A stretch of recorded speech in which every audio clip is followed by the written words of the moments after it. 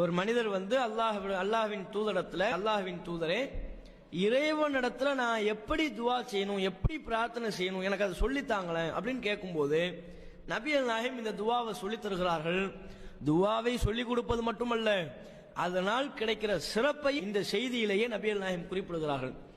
நீ அல்லாஹ்ட்ட துவா கேட்கும்போது என்ன கேட்கணும்னா, அல்லாஹும்ம ஃபிர்லி வர்ஹம்னி வஆஃபினி வர்சுக்னி. 4 வாசகம். இந்த 4 வாசகம் இதைத்தான் ரசூலுல்லாஹ் சொல்லி கொடுக்குறாங்க. இந்த 4 வாசகங்களை கொண்ட இந்த துவாவின் பொருள் என்ன? அல்லாஹும்ம ஃபிர்லி, இறைவா என்னை மன்னித்து விடு, வர்ஹம்னி எனக்கு அருள் புரி, வஆஃபினி எனக்கு சுகமளித்து விடு, வர்சுக்னி எனக்கு ரிஸ்கை வழங்கு. இந்த துவாவை சொல்லிட்டு நபிகள் நாயகம் ஸல்லல்லாஹு அலைஹி வஸல்லம் அவங்க சொல்றாங்க, தோழரே இந்த துவா எப்படிப்பட்ட துவா தெரியுமா? இந்த துனியாவையும் உனக்கு ஒன்றிணைத்து விடுகிறது, மறுமையையும் உனக்கு ஒன்றிணைத்து விடுகிறது. அப்படின்னா என்ன?